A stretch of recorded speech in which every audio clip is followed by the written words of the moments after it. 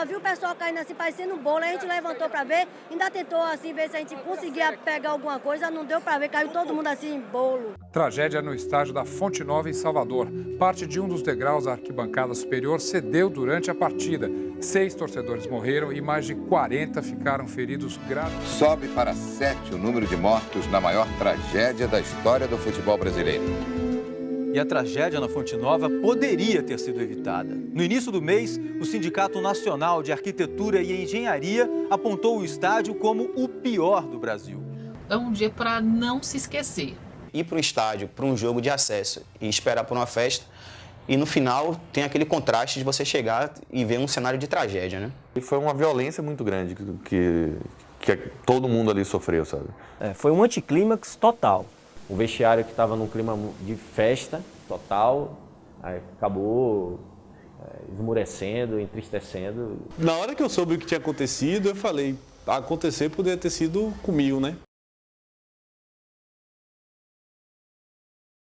O início do ano de 2007 era um cenário muito ruim, com o Bahia sem jogadores no seu elenco, sem estrutura. Eu lembro que tinha até dificuldade de material para treino aqui, salários atrasados. O Bahia vinha naquele ano sofrendo, né? Como se diz aí, comendo o pão que o diabo amassou na Série C, né?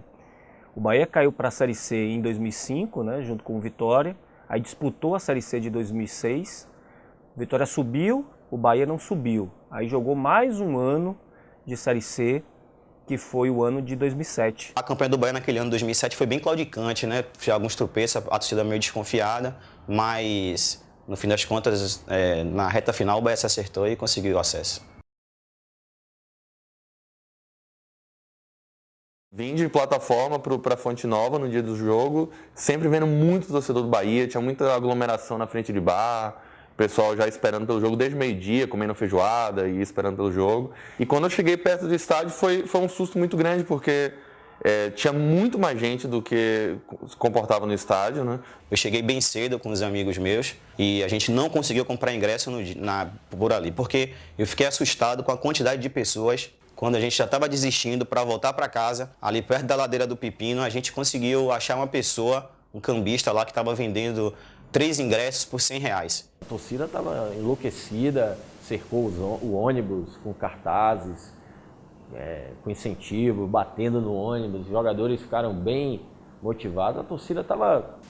Ninguém lembrava que era um acesso para a Série B. Estádio lotado, os ingressos esgotados, uniforme 3. Na verdade, essa camisa aqui, o Bahia usou, foi naquele jogo, acho que foi o lançamento para aquela partida. Esse uniforme 3 só foi usado naqueles 45 minutos iniciais e depois disso nunca mais foi usado. E tinha tudo para ter sido um dia inesquecível, ou pelo lado da alegria, né? Trio elétrico escondido em Nazaré para poder depois fazer a festa no dique do Tororó. Muita gente fazendo promessa para ir andando até o Bonfim. Funcionários do clube, diretoria também. E tinha tudo para ter sido um dia muito alegre para todo mundo, mas que acabou do jeito que foi, né?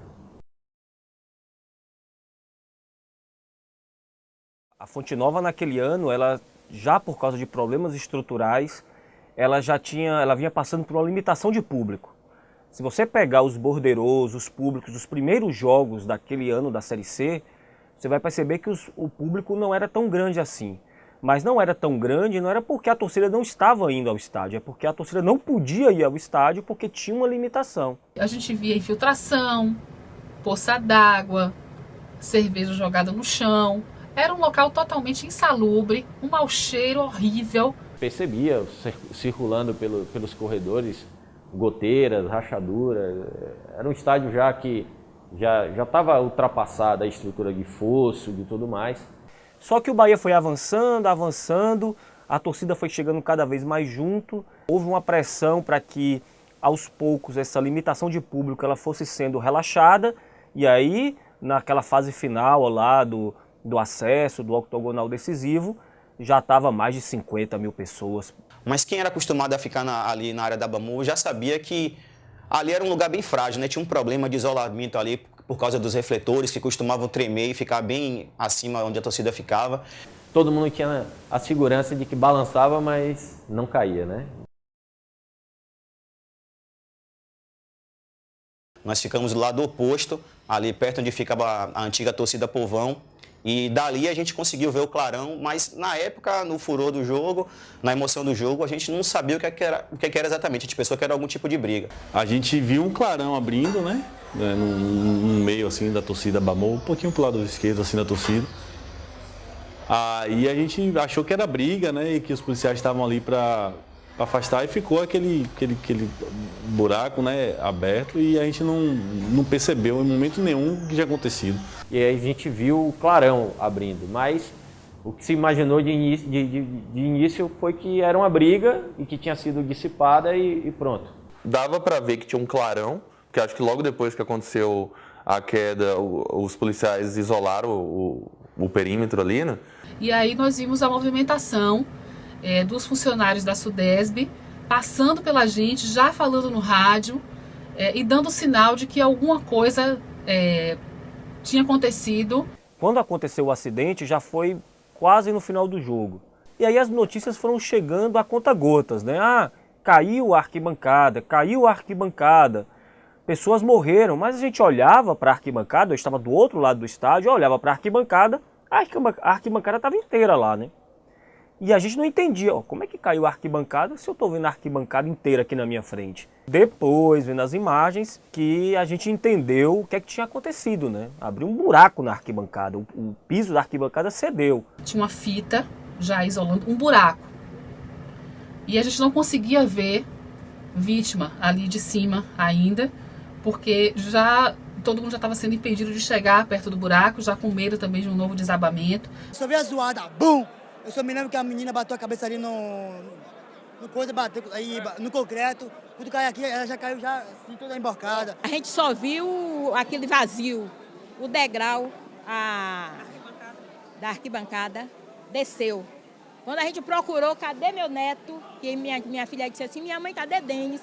Aí eu disse, meu Deus, que eu olhei, não vi, ela foi, ainda pisou quando viu ele lá embaixo. Eu só recebi a primeira informação de que tinha acontecido, que 7 pessoas tinham, até caíram mais, né? 7 pessoas faleceram, mas caíram mais pessoas ali. Que torcedores tinham despencado dali, só quando eu já estava no vestiário. Quando eu cheguei lá, o que eu vi foi o seguinte, alguns lenços e algumas manchas de sangue, como se tivesse sangue. Quando nós conseguimos chegar na parte de baixo, no portão, foi a primeira equipe a chegar, a cena era chocante. As vítimas estavam lá, algumas ainda estavam agonizando, tinha movimentação, corpo de bombeiros, SAMU e alguns torcedores tentando ajudar. Quando a gente chegou num lugar lá que a gente viu, pelo menos que eu vi aquele cenário, para mim foi bastante triste. E era um sentimento muito estranho, porque tinha muita gente comemorando, e as pessoas não sabiam, e tinha aquela tragédia ali acontecida. Minha equipe inteira caiu no choro. E aí toda aquela euforia pelo acesso do Bahia, toda aquela festa pela volta do Bahia à Série B, se foi, não tinha clima nenhum para comemorar, né? O vestiário estava eufórico, todo mundo festejando, com champanhe, jogando balde de gelo um no outro, todo mundo comemorando o acesso.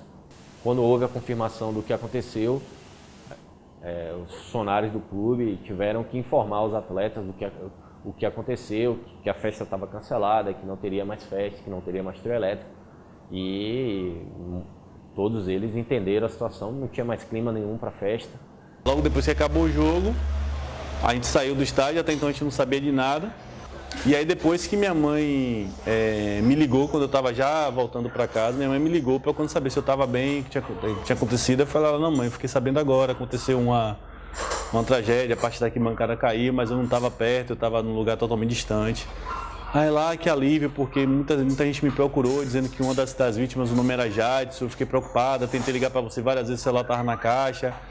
E agora que eu consegui falar contigo, aí foi que a família meio que se despreocupou, né? Porque parece que até essa vítima, ela estava no estádio com os familiares, né? E como eu tinha ido com meu filho, com minha esposa, aí o pessoal associou logo, né? E eu me lembro que a gente tinha várias frentes de trabalho para aquela cobertura, né? Você tinha a frente junto às vítimas, quem eram, de onde vieram, como é que estavam os familiares, como é que ia ser a liberação dos corpos, enterro. Isso era a parte mais humana da questão, porque eram histórias muito fortes, assim, eu me lembro na época.